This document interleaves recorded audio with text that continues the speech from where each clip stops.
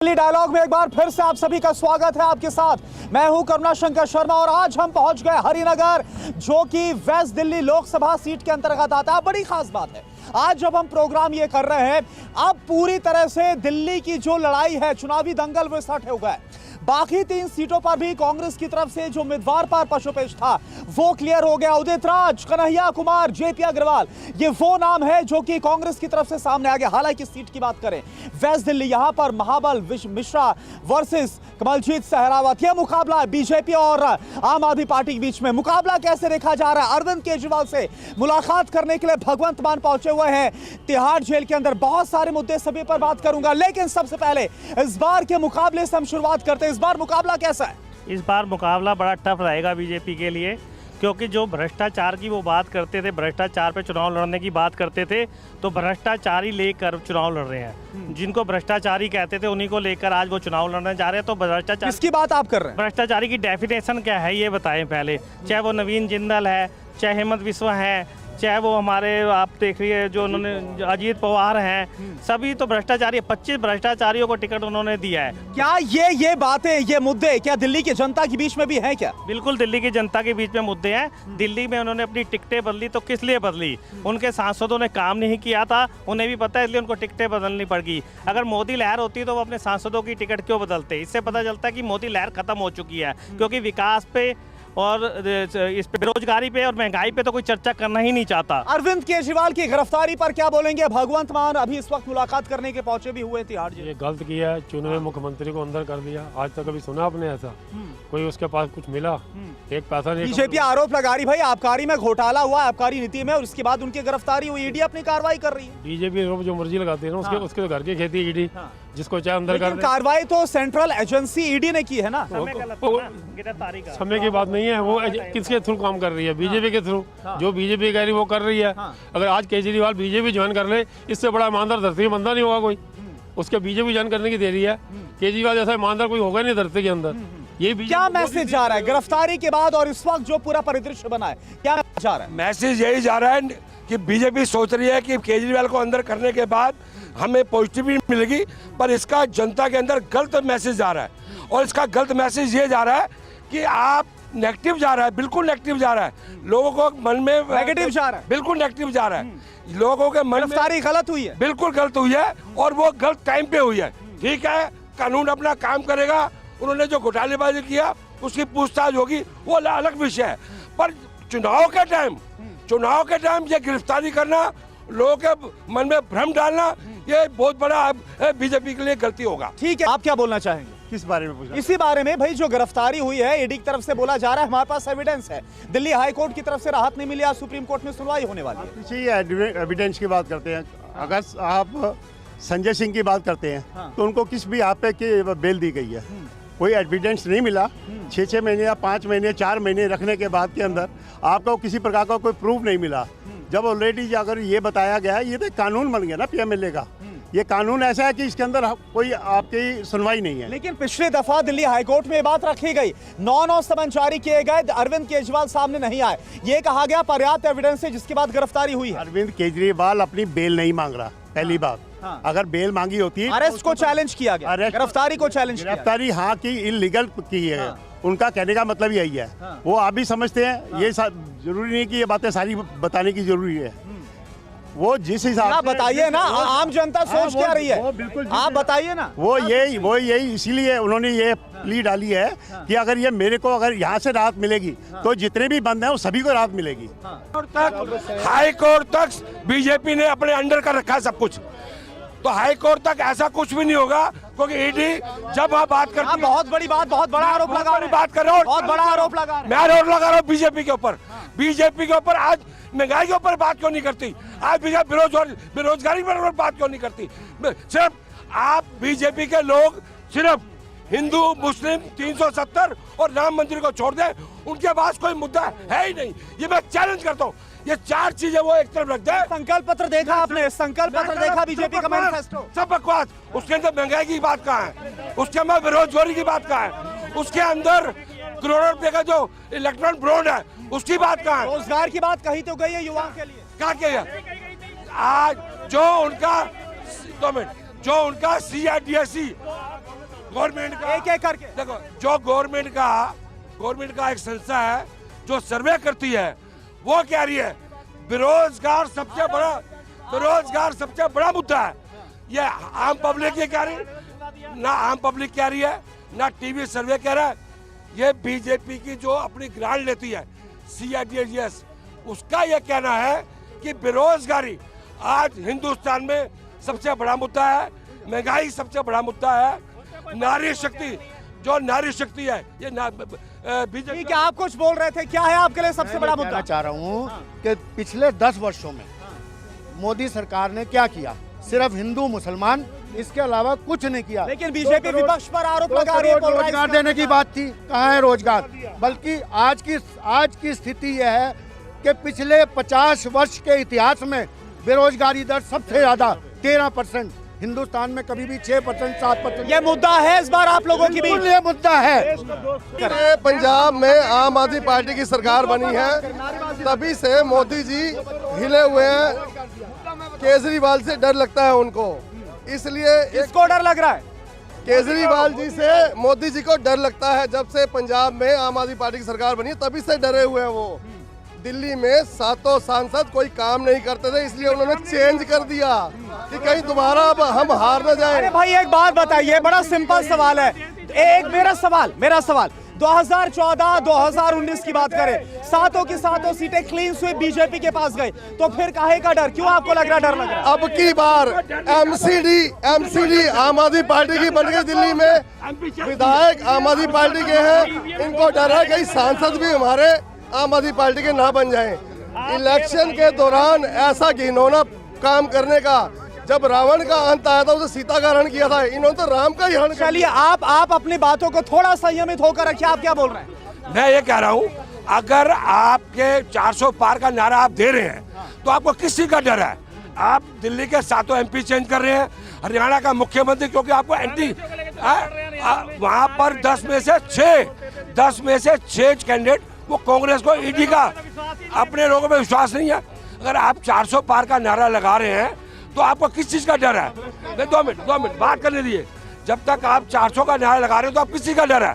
आप पूरे के पूरे MP चेंज कर रहे हैं दिल्ली के अंदर, हरियाणा के अंदर चीफ मिनिस्टर चेंज कर रहे हैं, आप सारे के सारे चेंज कर रहे हैं। क्यों कर रहे हैं? क्योंकि आपके अंदर कहीं का डर है ना। आप हरियाणा में 10 में से 6 सीटें कांग्रेसी को, जो आप कहते हैं भ्रष्टाचार है, आप भ्रष्टाचार में आके एक वॉशिंग मशीन बीजेपी। ये मुद्दे दिल्ली की जनता बिल्कुल। कितनी यूनिवर्सिटी बनी, कितने स्कूल बने, उसका कोई आंकड़ा है? कितने यूथ रोजगार नहीं है बच्चों के पास, उनका क्या है? वो विदेश जा रहे हैं आज पढ़ने के लिए। यूनिवर्सिटी वगैरह कितनी बनाई गई? बीजेपी सरकार कह रही है कि हम काम कर रहे हैं, लेकिन कहाँ बन रही है सर? अच्छा, आप एक युवा है, आप कैसे देख रहे हैं इस बार चुनाव को? सर हमने यहाँ पे ग्रेजुएशन कर ली, मास्टर्स कर ली, लेकिन जॉब ही नहीं है। क्या करेंगे उन डिग्रियों का? हमें ये बोला जाता है, रोजगार आपके लिए मुद्दा बना हुआ है? बिल्कुल है। हम लोगों को ये बोला जाता है कि पकौड़े बेचो, सड़कों पे जाके चाय बेचो। भाई चाय वाला एक PM बन गया, हम सारे PM नहीं बन सकते। हम लोगों को नौकरियां चाहिए, हम लोगों को रोजगार चाहिए। हम लोग नहीं बैठ सकते। हम पढ़ते हैं, हाँ जी, पढ़ाई के बाद जॉब नहीं मिलती, नहीं मिल रही, सब बाहर जा रहे हैं, फॉरेन जा रहे हैं बेचारे। हम अच्छा यहाँ पर पीछे आना चाहूंगा। आप बताइए, आप लगातार कुछ बोलने की कोशिश कर रहे हैं, इस बार का मुकाबला कैसा है? जो सब कुछ हो रहा है, अरविंद केजरीवाल जेल के अंदर है, विपक्ष निशाना साध लोगों की आंखों पे चश्मा लगा हुआ है। जब ये चश्मा उतरेगा अनभक्ति का, तब मोदी जी को पता लगेगा क्या सही है क्या गलत है, और हम ये जवाब वोट से देंगे। इस बार ये जेल का जवाब वोट से देंगे। बोल रहे वन साइडेड क्या मुकाबला बोल रहे हैं? 5 की 5 सीटें, 4 की 4 सीटें आप जीतेगी, 3 की 3 सीटें कांग्रेस जीतेगी। ऐसा लग रहा है आपको? क्या आपको भी लग रहा है कि वन साइडेड मुकाबला इस बार? सर मोदी ने सबको सेटिंग कर रखी है, सारे बीजेपी जितने भी आप कैसे बोल सकते हैं? आप बहुत बड़ी बात बोल रहे हैं, कैसे बोल सकते हैं? उसके हाथ में है, CBI ED उसके हाथ में, सारे जो वो बोलता है वो काम होता है। EVM हटा दो, बैलेट पेपर चुनाव कर दो, गारंटी की बात है। 150 भी नंबर नहीं। आप क्या बोल रहे हैं? 2018 के अंदर नरेंद्र मोदी जी ने PMLA एक्ट के अंदर धारा 45 के अंदर चेंज करके कि जो भी जिसको अरेस्ट किया जाएगा उसको अपनी जमानत के लिए खुद प्रूफ करना पड़ेगा कि मैं सही हूँ। उसने जबकि उसने ये किया है कि सभी को अंदर कर दिया है। हमको क्यों नहीं किया? और देखो अभी तक ये पता नहीं चला है कि शराब घोटाला कितने का है, कितने अमाउंट का है, किसको किसका नहीं, जो आप बात बोल रहे हैं मैं उसी में एक सवाल जोड़ रहा हूँ कि अगर मैं सही हूँ तो जो नेता इस वक्त जेल के अंदर वो प्रूफ क्यों नहीं कर पा रहे कि वो सही है या गलत है? इस टाइम पे सबसे बड़ी बात तो ये है ना कि जो अगर मोदी जी को इलेक्शन लड़ना था ना, कुछ नहीं करना, सिर्फ 543 MP के ऊपर ईडी भेज दो, इलेक्शन जीत जाओ। आप क्या बोल रहे हैं? एक सेकंड सुन लेते हैं शोरनी में कि आ रहा हूँ सबके आपके पास भी आऊंगा, सुन लेते हैं। हाँ बोलिए। जैसा भाई साहब ने कहा कि माइक है जो मर्जी बोले, तो अगर तथ्यात्मक बात बोले, अपोजिशन पार्टी कुछ बोलती है तो वो तो सब जुमला है और 4 तारीख के बाद ये बताएंगे। मोदी जी अगर 400 पार बोलते हैं तो वो ठीक है। दूसरी बात, आप ये अभी उनसे भाई साहब से पूछ रहे थे कि ये विपक्ष इंडिया अलायंस क्यों नहीं कुछ आंकड़े बता रहा?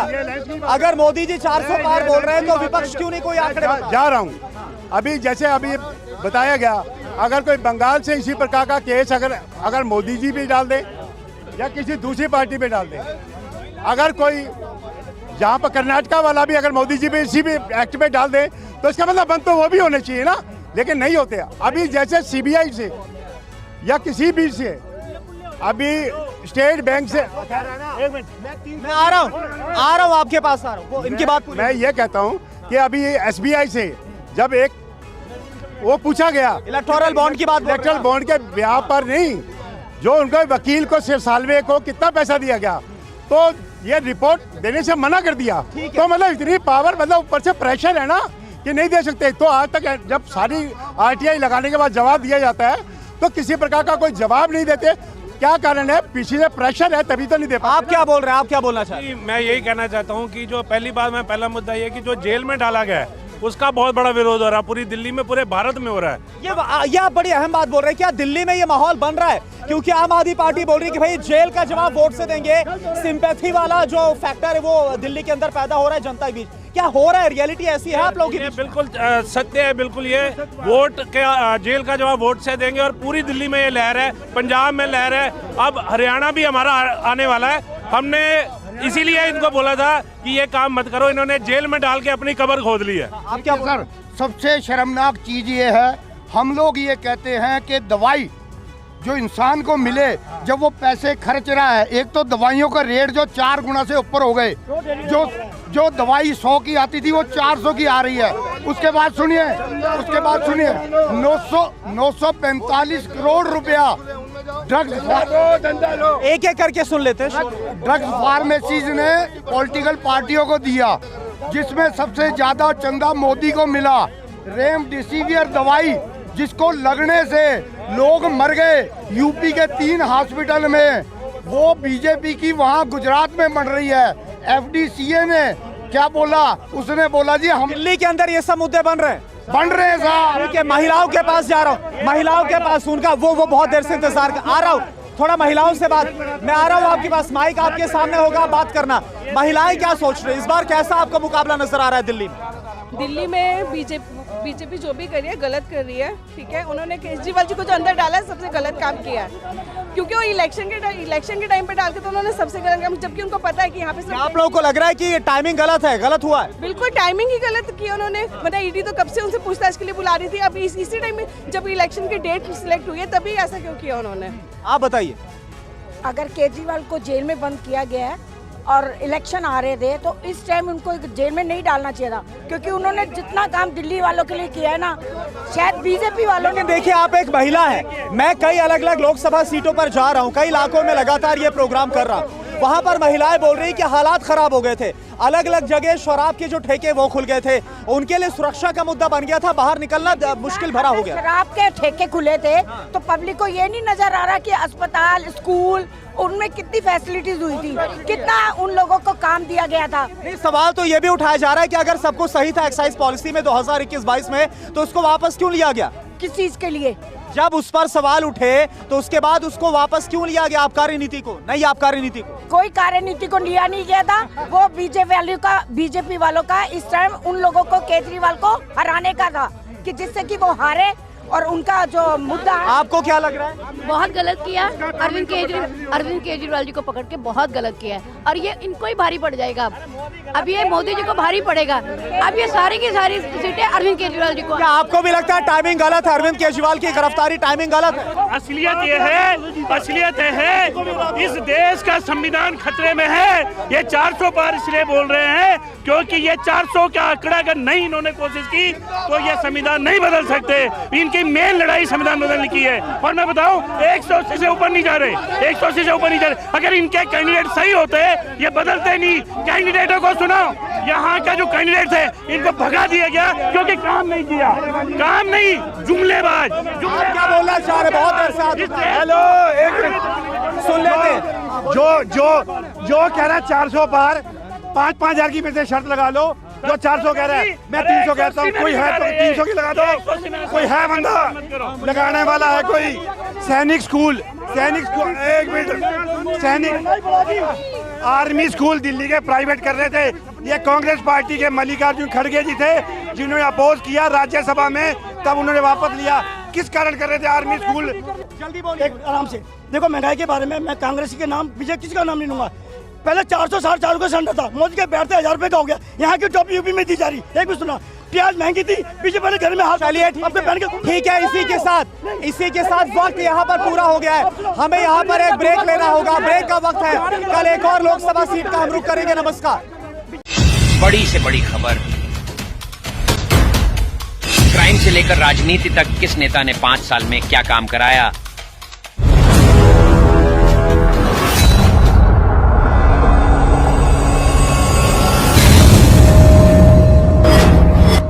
मिलेगी सबसे पहले हर खबर चेंजिंग फ्यूचर न्यूज पर, जो बदलेगा आपका